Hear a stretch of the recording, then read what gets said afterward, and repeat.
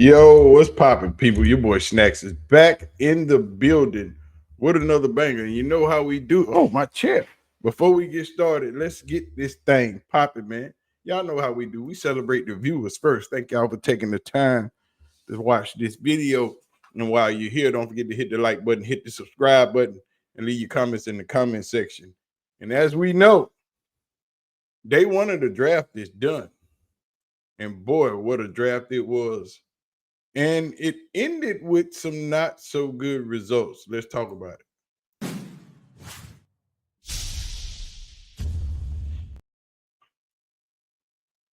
Day one of the 2025 NFL draft is done, and Shedeur Sanders hasn't been drafted. But Travis Hunter was the second player off the board. The Jaguars went up, traded with Cleveland to go up to get Travis Hunter with their number 2 pick. And Travis is going home, back to Florida, to a place where he once said when he was with Jackson State that he would one day play for this team and on this field. It's amazing when dreams come true that it seems unreal at times. Believe me, when you finally realize your dreams, all the things that you've been working toward and working for, and it finally happens for you, it's unreal. And last night, Travis Hunter got to realize that dream. And boy, we can't wait to watch him shine on the NFL stage, because at this point, I expect Rookie of the Year out of Travis from playing both positions and doing what he can do. But congratulations to Travis. He done his thing. The biggest disappointment of the night was Shedeur Sanders not being drafted in the first round. The Giants whipping on him, and Ryan Clark has something to say. Only worth what people are willing to give you or spend on you. Every time.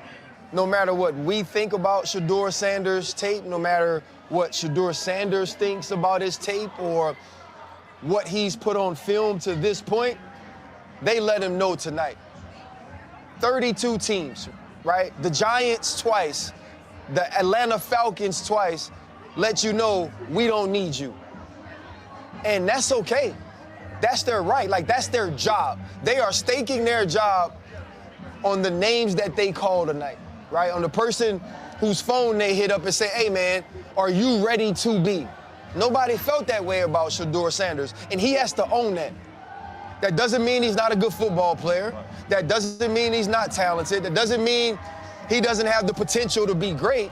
But what it meant was these 32 teams don't think you were better than the opportunities that they had to pick other people. And you got to wear that. This is his first bit of public football adversity. And I'm not talking about going to Colorado and playing with a bad offensive line and being on a bad team. Because even through that, he was shining, right? Even through that, he was making plays. You got superstars that are there to see you week after week after week. But that's always been attached to your father, too. And I'm not saying he's only gotten things because of that, but you mentioned Deion's guidance. It hasn't been, I'm your father, I'm gonna guide you from afar. Right. It's been lockstep every step of the way. This was the first situation Deion Sanders couldn't control. Yeah. ... What you gonna do now? Yes. How you gonna show up? You supposed to have a chip on your shoulder, but do you show up ready to work? Do you show up with the humility that you gotta show up with now because you're not a first round pick? Do you say, I'm going to prove myself right that I should have been, that I'm as good as Cam Ward or better, that I'm as good as Jackson Dart or better? And what's your attitude while doing it? Everything about Shedeur Sanders pre-draft has been about his personality, been about entitlement, been about being arrogant or not showing humility. Tonight, tomorrow, going forward, that's the time to show humility. that's the time to say I can't control that, but I can control how I come to work. Hold up. Limitless. Niggas to me cap pinning it. I fucking Now- need to witness it. Now, yesterday was more about Deion Sanders. And I say that because I've had this conversation with a lot of my friends that while in the NFL was unable to control Prime because of his greatness, his moxie, his understanding of how things work. But yesterday, while waiting on the draft and watching the draft, Coach Prime was able to celebrate Travis getting drafted. And with the second pick in the 2025 NFL Draft, the Jacksonville Jaguars select Travis Hunter, defensive The Jacksonville Jaguars go gold, sort of like the color of the jacket Travis Hunter is dancing. Now, we in the public have watched Shedeur and his draft stock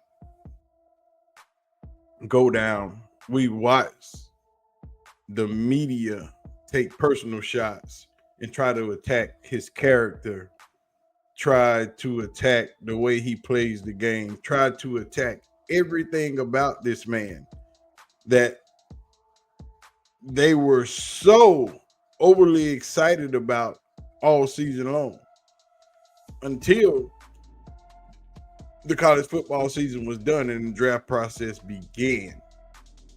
You heard all the overwhelming thoughts of how good of a player he was, how him, Travis, and Cam were going 1, 2, 3, no matter the order. How poised in the pocket he was, how tough he was, how decisive he was, how accurate he was during his game. But during this draft process, none of that has taken place. All you heard about Shedeur was personal shots. And this draft process was more about Coach Prime. It was more about Deion and bringing the Sanders family to heel. Because of the power that that family holds, that last name brings, the clicks and the watchability of the Sanders name, the NFL and their owners, it seems, have taken it upon themselves to try to humble a young man and punish his father all at the same time. Because during this process, Jackson Dart was a far gone thought. No one mentioned Jackson Dart. Cam Ward, projected to be the #1 pick, was barely heard about. But what did you hear about? You heard about Shedeur, the problems, what he could bring. You didn't hear how great of a player he was. You didn't hear how accurate a passer he was. You didn't hear about the pain that was taken during his college football season. You didn't hear about the resurrection of 2 college football programs. You heard about people and their personal thoughts. Recruiters and what do you call them? Those people that go out and look at potential draft picks. Those people, analysts and things of that nature. You heard about their personal feelings towards Shedeur Sanders and the Sanders family. But what you should have heard was how great of a player he is. And they wanted to humble Prime. They wanted Prime to understand that this is still our show. Rerun it. Yes, you carry some weight but this is still our house. This wasn't about Shedeur. This was a direct shot at Coach Prime to let him understand. But you can't tell me as an NFL coach or GM, you were worried about Coach Prime being in your building. Because while you're playing, he's coaching. He has a job. So Coach Prime wasn't your problem. Everybody keeps talking about what they were going to, how everybody was anticipating Coach Prime being in Shedeur's ear and being a problem. You expect a kid with the example of a father growing up, such as Deion Sanders, who is confident, who has clarity on who he is, who was one of the greatest players to ever play the sport, for his son not to have those same attributes. That's what you're telling me. See, but when coming into the NFL, they want you to be humble. They want you to be meek. They want you to understand that they carry all the weight. They want you to come in needing them. And what Shedeur brought was coming in the door. He didn't need them. He wants to be there, but he doesn't need to be there. He was brought up with the realization to understand this is what happens in the NFL. This is how things operate in the NFL. Prime has taught him all of the things that he needed to know. So when going in those meetings, he wasn't as humble as those owners and GMs thought he should be. As you heard from one scout that said he made him feel small. If a player can make you feel small, why are you scouting players? Because you have no idea on what you're doing. But Shedeur ended the night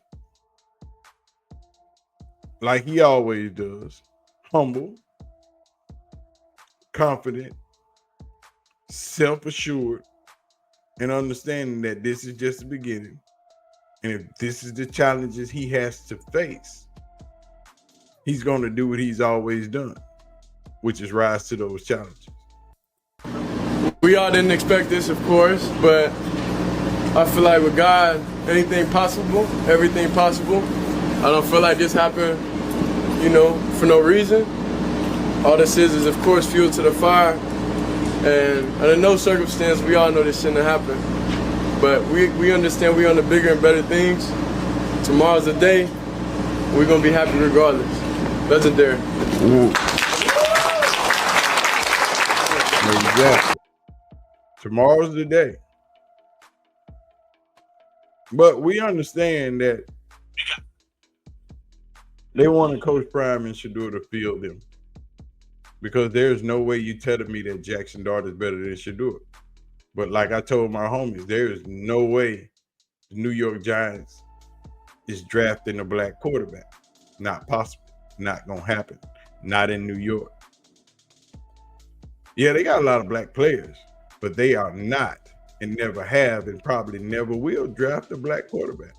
But Bernard Pollard felt the same way I felt and chimed in on the situation. Understand me? Okay. I haven't talked a lot of football. Really, I haven't. I've been watching racing and I have been just living life and being a dad. So for everybody who knows that you're busy. I'm an Uber driver that doesn't get paid. But I got to address this situation when it comes to Shedeur Sanders. Guys, this is a direct shot at Deion. This is the NFL. These are the owners saying, you don't run this. You don't dictate nothing in this. We have the power and stay in your place. That's what this is. That's simply what this is. For everybody saying Shedeur Sanders isn't good. I mean, you are a fool. This kid has played at a high level at 2 different levels and played at a high level. Everybody want to talk about, well, his record to Cam's Ward record. I mean, they're almost identical. This is a good player. If you don't like his antics, just say you don't like his antics. If you don't like his cockiness or his confidence, just say you don't like that. When in the National Football League has a father or mother stepped into the organization and coached their son or taken over the organization? Not one time. They're not going to let Deion do that. Deion knows he's not going to do that. Once again, he has a whole football team to coach at Colorado. He has to let go, and he will let go. But they want him to be in his place, stay in his place. They don't like the impact and how he leads because kids will listen. They just don't like it. And there it is. Same thing I've been saying for a while. NFL's been trying to get a grasp on Deion for a while because he gets in those spaces and he is polarizing. He has the attention of everybody around and in that room. And when owners and GMs and people of that sort who think they are bigger than him and better than him, and they have to wait in line to talk to Deion, that is a big boy move. And Deion moves needles in spaces that people don't understand.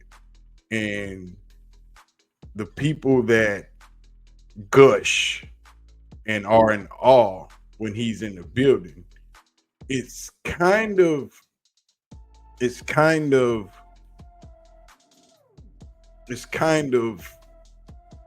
I can't figure the word out for that one. It's mesmerizing the way he can control the room.